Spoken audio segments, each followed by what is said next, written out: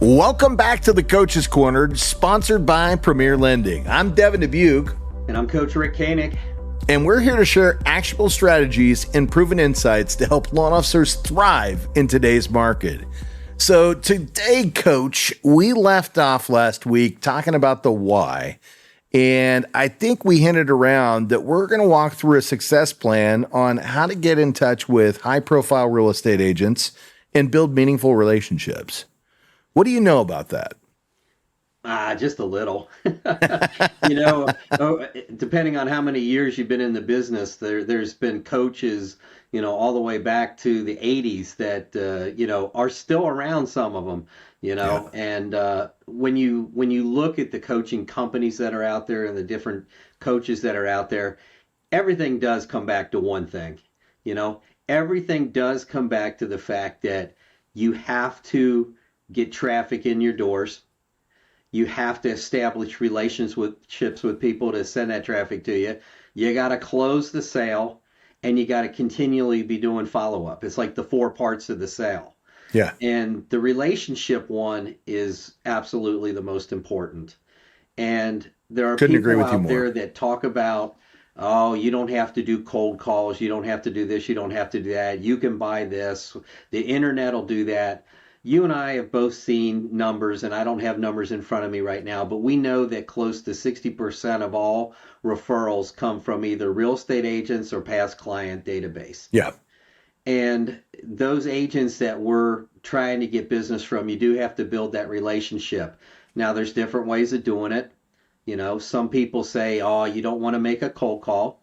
Well, let me catch you real quick there, because I know where you're going with this, and I want to go there. But before we pick up on that, going back to talking about the technology and all the different things that you can utilize today to potentially enhance your business, it's exactly that. It's an enhancement, right? We're not saying that you don't want to use some of the tech tools that are out there, to enhance your business. But when it comes to actually diving in and building a meaningful relationship, social media and paid leads, that's not going to build a relationship. And that's what we're looking at here, is how do we build meaningful relationships with agents so that they can come back to us time and time again. So go back to that thought where you left off. But I just wanted to cover that in there just to make sure you don't tune out and go, wait a minute, these guys are going to tell me that it doesn't work. Some of this stuff works, right? A lot of this stuff. But it's a compliment out there. Yeah, but it's a compliment. A lot of those tools you utilize after you have a relationship, or you can utilize like the social media. You can comment on people's stuff. You can start to get to know them a little bit, through the social media if you're doing it properly. You can't just like everything they do. You have to actually go in, comment, use 4, 5, 6, 7 words so that it picks it up and they notice what you're doing. And Absolutely. Maybe the cold call's not so cold. But yeah, eventually, that's it. Yeah, you're warming them up. You got to pick that phone up and talk to these agents. The good old-fashioned phone is always going to be the one that gets it done. And maybe it's not just the phone. It's also some face-to-faces, but face-to-faces with the right people. Right. And we've talked about that over the last couple of weeks of having, top producing agents as the people you want to do business with. You want those people that are doing 8 or 10 minimum a year or more. And, so let's start there. How do you find those people? How do you find agents doing 8 or 10 a year? I see the agent out there, they're posting all kinds of stuff. Is that the way to do it? Just base it off of what they're posting? Now there's free sources and there's paid sources. So your free sources are, you can go into Zillow, you can go into realtor.com, you can go into different systems, you can look and see what realtors are utilizing those services. You can see what I like to go in and look at is how many reviews they have. Go in and look at the reviews. You see an agent with Zillow and they've got 350 reviews. I think I want to look a little deeper into that person, and a lot of times you can find out whether it's them or if they're part of the team or they are the leader of the team. And sometimes you can go directly after that person or go after their minions that are below them that are building their business. Then there are another free way is go to your title company. A lot of times title companies have access to the NMLS. They can pull you a list of all the business that agents are doing. Sometimes they can only tell you the agents that they're doing. Or if you have a friend who's an agent who can pull it directly from the MLS for you, those are the free ways. There are different systems out there. The one that you and I are utilizing the most right now is called Retter, R-E-T-R. Our buddies Retter. over there at Redder, Scott Hudspeth and Yep. Stephen Wyans, CEO, those guys are great. And at the end of the day, there's plenty of sources. We like Redder a lot because of the quality of the data, how easy it is to access, right?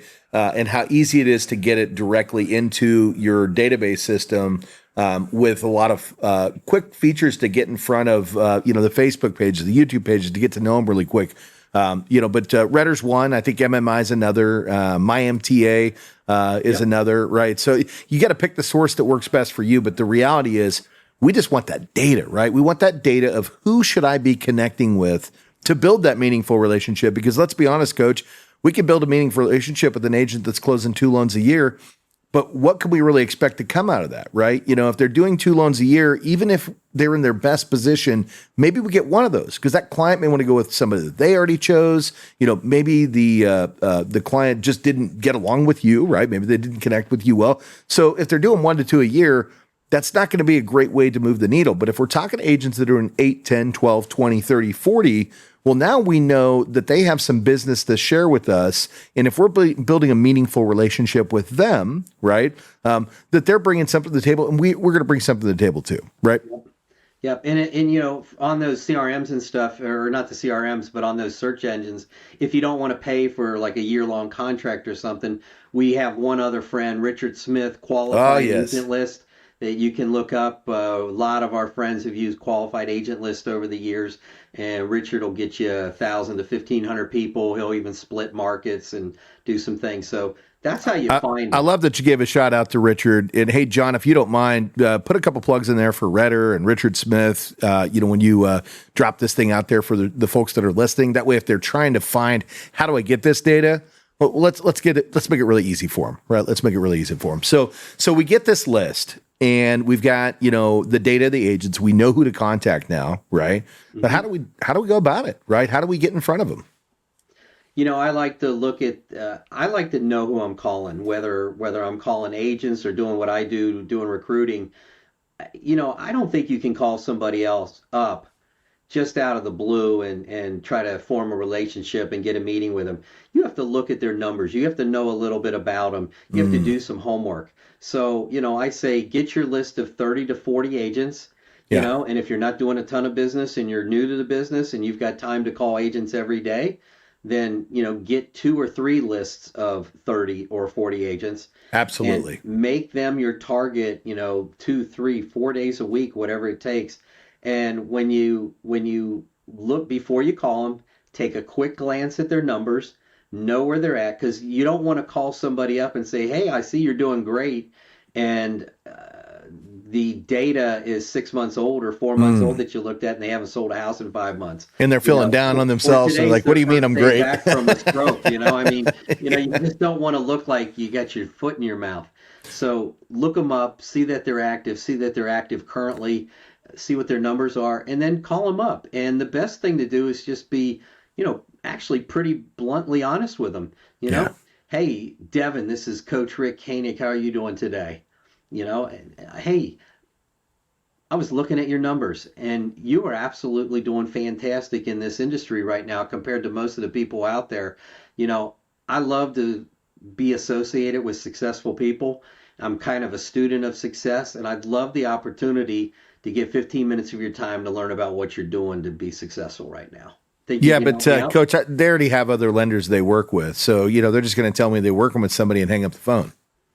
Oh, geez, Devin, I would expect somebody at your level to have multiple lenders, and I'm not looking to replace any of those lenders right now, but I would like the opportunity to learn, from you what you're doing and even what lenders are doing to help you be so successful right now. What are they doing? I want to be the quality and at the level that those lenders are, if I'm not already, that somebody I can be part of somebody's team like you.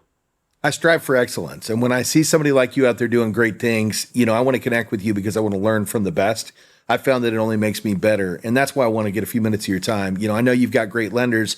I don't want to cut up those relationships.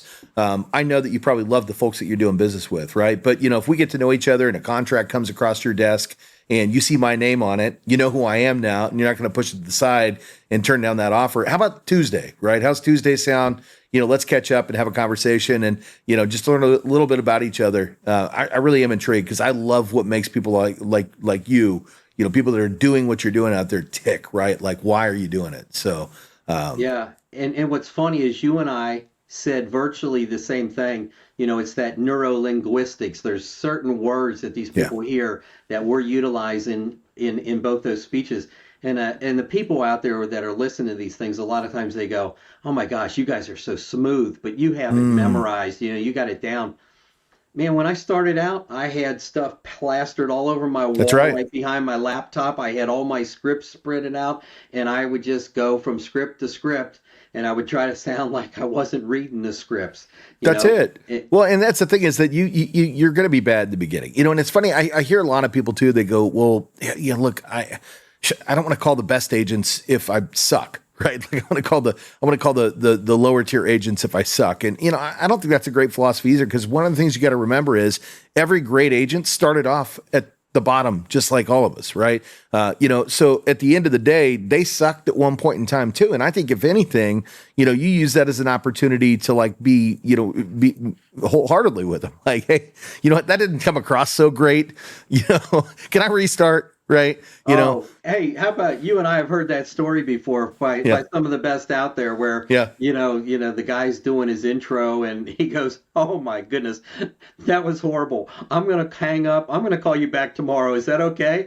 Yeah. Yeah, go ahead. Boom, calls him back the next day and nails it. It's just Yeah. Let's stuff like that restart. happens. It makes you human, and that's what, You're not a robo dialer. You're not in a call center just no, randomly calling up no. agents trying to get it. No, we want to build meaningful, connected relationships. And we mess up, and it's okay. We fall on the sword, and we just get back up and try again, right? And we've got scripts for the objections and what the rebuttals are. But the big thing is, even if you're on that preliminary call that you're just trying to set that first meeting up, Yeah. you can start doing what everybody calls frogging, talking about, people, family, recreation, occupation, and goals, just Yeah. frogging them, learn about them, ask them questions. The more you ask them about themselves, the more they're going to tell you, and the more likely they are to go ahead and meet you. Well, I've got that leapfrog technique, and I think it's always a great one. So if they're like, "Hey, I got 15 minutes right now. Let's do an appointment now." Right. Well, cool. Well, let's get to know each other a little bit. Do you mind if I ask you a couple questions? Hey, so, when you go on vacation, Coach, do you prefer to go to, the beach? Do you like to go to the mountains? Do you like to do more international travel? Like, what's your gig? Yeah, that's exactly right. Yeah, You don't have to go straight into, are you a buyer or seller agent? that's it. Or, how long have you been an agent in the area? Hopefully you did your homework. You don't need to ask those kind of questions. No. Well, I know one of your buddies loves to ask, what style pizza do you like? yeah, And yeah, I'm always like, exactly. what? That's one of your questions that you ask them. It's like, yeah, man, it It's a breaks good the one ice. though. Because it's So, like, oh, well, for me, it's going to be sausage, peppers, and mushrooms. That's what I like, right? Now, I know a little bit about you. I might jot that down and send you a little gift, a pizza on me, just to let you know that I was paying attention, right? And then, I always like to lead into you because you can make up those questions. I like to do two real simple ones that are kind of fun, like good book or good movie. That's another one I like to use. And then the last one, right before you really kind of get into the meat of things. So, Rick, let me ask you a question. You're a rock star. But at some point in time, you were a rookie just getting started, if you took that time machine back to when you were just getting started in the industry and you connected with something and you said, man, this is it. Like, this is the industry for me. What was that moment that you remember that you were like, I'm going to be a realtor. Like, this is going to be the career I'm in for a long time. Right. well, yeah, and that goes back kind of like to what we were talking about last week, figuring out their why, getting their Yeah. origin story. There And it when is. you, whether it's, the actual talking about your why and getting theirs, or it's the frogging and getting down by asking some questions to their whys, and you almost force them to tell you, but they want to tell their story. That's it. It's almost like A Few Good Men. He wanted him to say it, and he was going to get him to say it. He knew he wanted to say it. They love telling you about their successes. They love the fact that you're going to ask them. And if you It's a start journey. building that relationship, Yeah. with the why and the frog combined, man, you're you're doing well. So, I know we can't talk about, all this today, but, I think what we can kind of leave this with is, we now know how to start getting to know the agent. We now know the why. We know we need to look for qualified information to make sure that we're getting in touch with the right people. I think what we really need to kind of follow back up on the next Coach's Corner is the frequency, right? How many times should I be contacting these people before it's too much, right? And, how do I know what to do once I've had that conversation to ask for the business and to try to develop that relationship further? So I think we're probably at a good stopping point today on developing the connection points. But we're going to further this discussion and just kind of continue down that lane of how do you build this successful relationship with somebody that you didn't know before, right? And do it in a frame to where it's not about price or product or, all the things that most people think are the most important. It's about building a relationship with somebody that we want to work with and do life with and do business with long term. That's what really moves the needle. And it's not a short-term plan, right? This isn't something that's going to happen and you're going to turn around tomorrow. You can. We've seen it, right? Mm-hmm. It can if you make the right connection.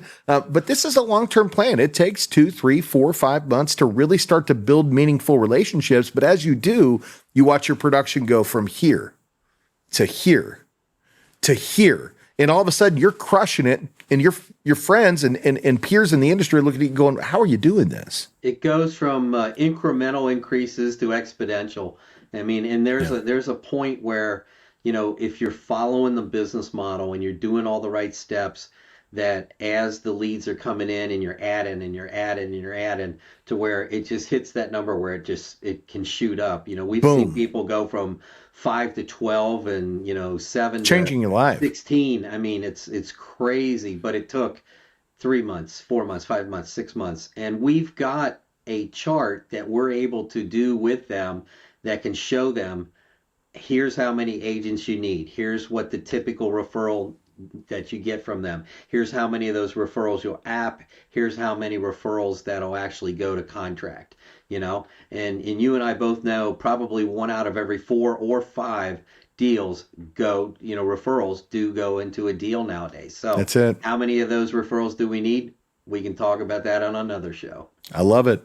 Well, guys and gals, we appreciate you stopping into the Coach's Corner, and hey, hope you keep coming back, right? Make sure to comment if you've got questions, if there's anything that you need to know, or even if you want to book some time with Coach or myself, we'll put the links down there in the Calendly so you can just jump right on the schedule and get some information about how to really boost your business and build a successful model in 2025. But I think until the next one, Coach, I think, does that wrap us up for today? I think that wraps us up, and we're going to talk about frequency the next time. I love it. Frequency it is. Well, I'm Devin Dubuque. And I'm Coach Rick. We'll see you on the next one.